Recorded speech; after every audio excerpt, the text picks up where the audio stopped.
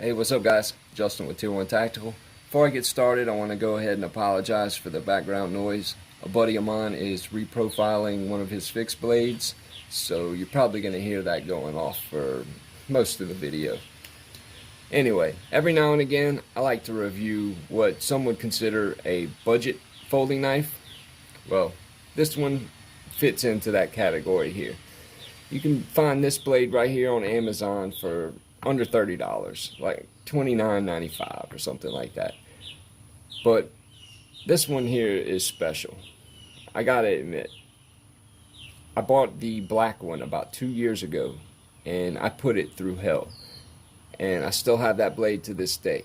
I tried finding it for the video, but it's tucked away somewhere. I got a lot of blades, let's put it like that.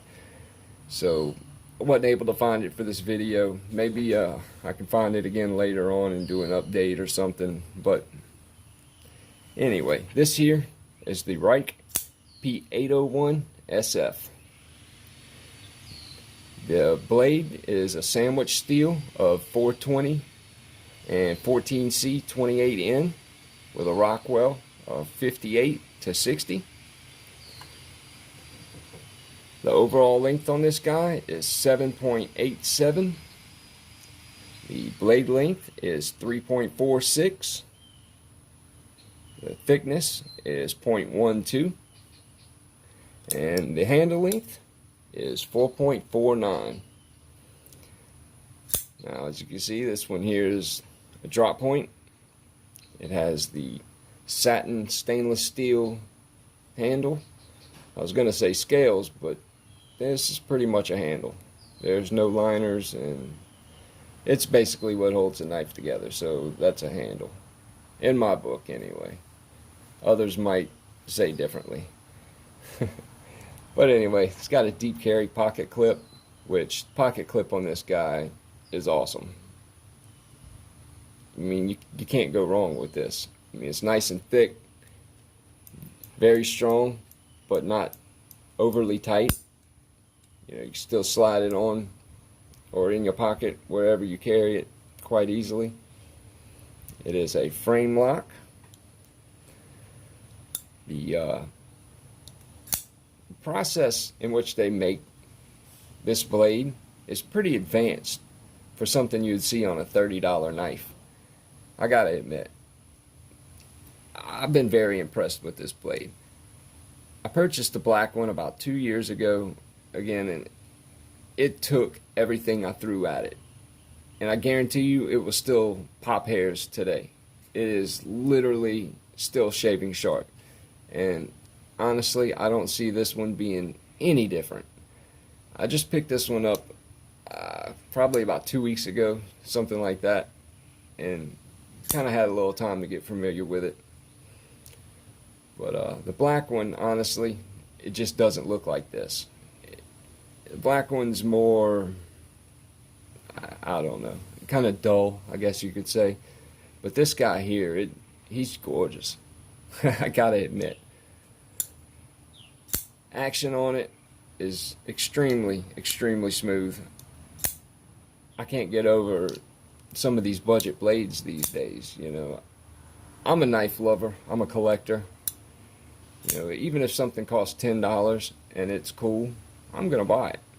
If it's $1,000 and I like it, I'm gonna buy it. That's just how I am. But when I first originally purchased the black one, you know, I bought it for work. I do shutdowns, or I did do shutdowns up until about a year ago, and some of the situations I would need a knife for, that knife would literally have to hold up, because we would have to chisel hardened fly ash off of metal walls in the precipitators and stuff like that, which no regular little knife's gonna handle, you know, all that anyway. But I gotta say, the black one, it held up, and I used it for about 6 months with pretty heavy use. I gotta say, it was definitely not what you would put a normal knife through. Definitely not something a $30 knife should be able to handle. But Honestly, it did.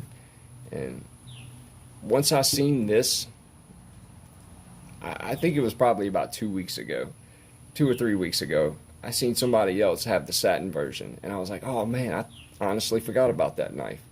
So, you know me, I had to go and order it, and honestly, it's probably one of my favorite knives that I've purchased this year.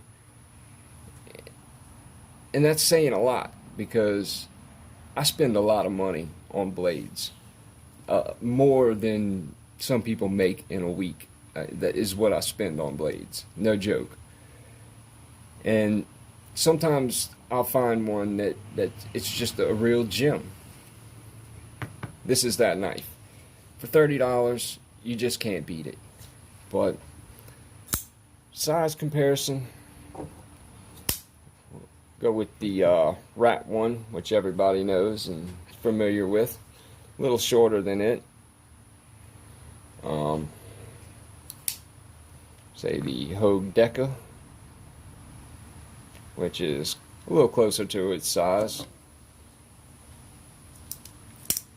The Benchmade Bug Out, which is pretty much like the Deca. You know, it kind of fits into that category, I guess you could say. And the Delica, which everybody knows the Delica. I mean, this is pretty much the, you know, the category, I guess you could say it fits in. But it is a little bit bigger and a little heavier than all these. But I gotta admit, this knife will probably take a little more of a beating than this will. Blade, maybe. You know, this is a S30V steel, so the blade might take a little bit more damage. But as far as the action and the handle holding up, this one's definitely going to take more. I mean, if I pried on something with this, most likely it's going to break. You know, if I pried on something with this, most likely it's going to break. This one, I've actually pried on a lot of things with, and those stainless steel handles make this thing solid as a rock. But I mean, you get what I'm going with here. You can't beat it for the price. But I gotta admit, I honestly like buying the budget blades more than I do the, you know, more expensive ones, because I like being surprised. I like getting something and being like, oh wow, that was only $25. You know, that to me is an awesome thing. When you find something that don't break the bank and can literally hold up to whatever you throw at it, that's a win in my book. And honestly, that's this blade here. But anyway, the background grinding's kind of getting to me, so I'm gonna go ahead and wrap this video up. Stay tuned. I got more blades to check out, more gear to check out.